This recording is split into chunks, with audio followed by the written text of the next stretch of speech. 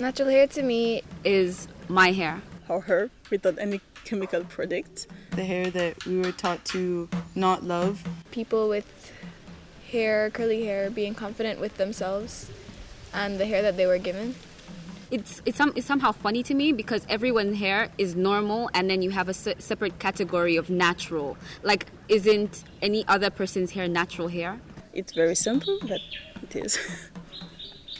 I wear my hair the way I do. Because it's easier than wearing it out. I love my natural hair, like in its natural state. I don't have any chemical product since I'm born, and I'm proud of this. But it's just way too much to handle for me, personally. Last year, I just didn't have enough time to do my hair and wash it and just go through all that procedure of detangling and all of that, and then also do my work and get a good night's sleep. When you use chemical product to have straight hair, it's also because you don't know how to manage your hair, or you're ashamed about your hair.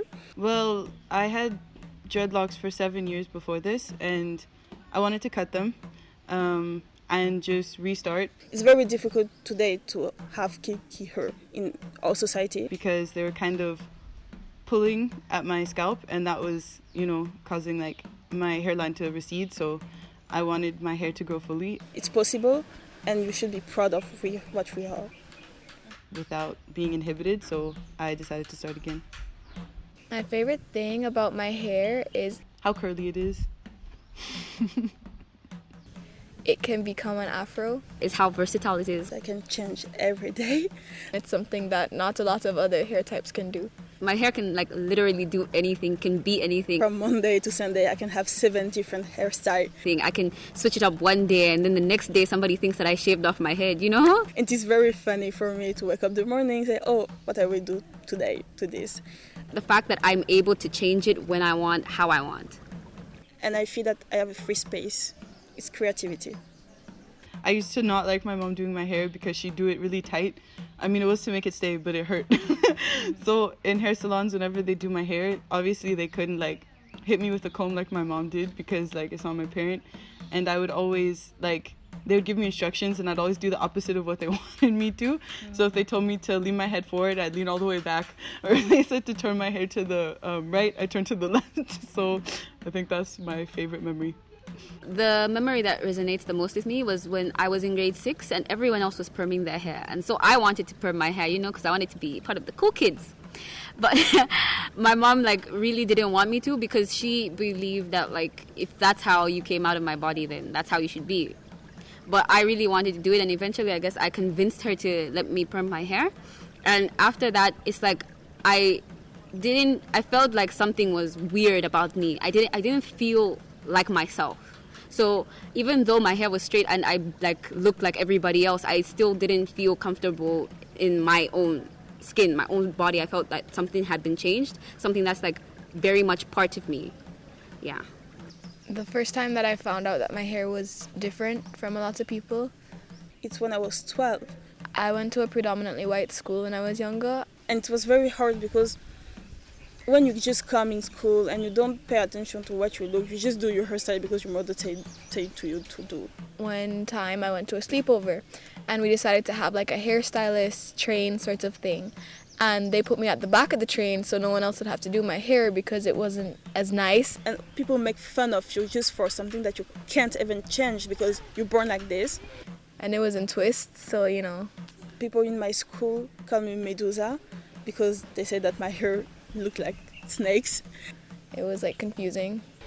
It's very hard to self, especially at 12 years old, because you don't know what is the issue with natural hair, with your hair, with everything, and you're just okay, maybe I'm bad. And then I realized, oh, I'm not white, so yeah. I feel like the tighter your curl pattern is, the more valued it is now. But I don't think people notice the different hair textures. I think it's only people with the coiliest and thickest hair texture that really say, oh, this is different from my hair, There is a big difference between 4C hair and 3C hair. A lot of times when you see the natural hair movement, it's just girls with like loose curls, with huge, big, loose curls, saying like, "Oh yeah, I'm proud of my hair." But the thing is that their hair was always appreciated. It was the people with the thick hair that can't grow and it's short, that need the appreciation and need the love.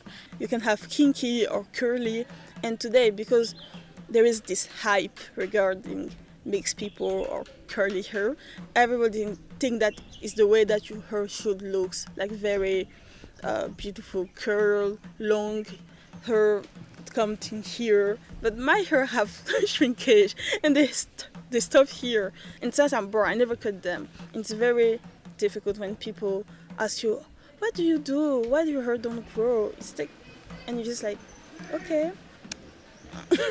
I can't explain it.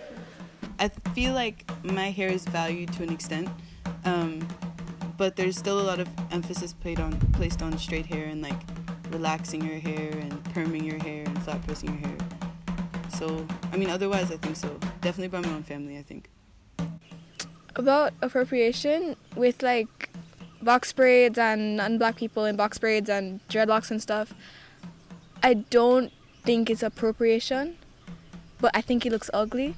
So, like, I think it can damage their hair, you know, because the point of these hairstyles are to protect our hair, right? So it's going to damage people with straight hair.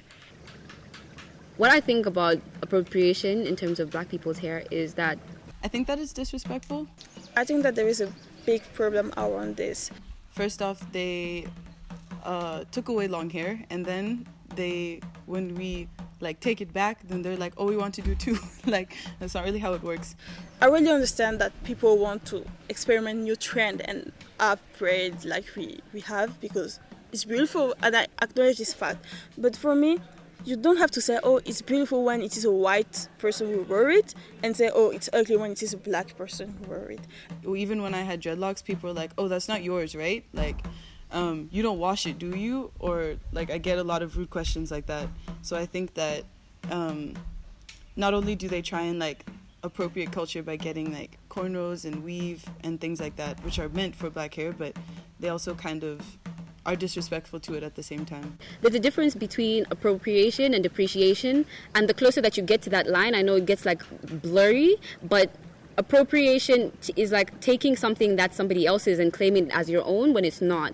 So when I hear or when I see people getting something that's so essential to African culture or black people culture in general and start like claiming and giving it a different name, it makes me mad, because like this is something that's been happening all throughout history, you know, and it's sad to see that in the 21st century it's still happening, you know, like people can't acknowledge. It's all right if you say that, okay, this is beautiful, because, you know, we should look at everything and think that it's beautiful, but that's not how it is, you know.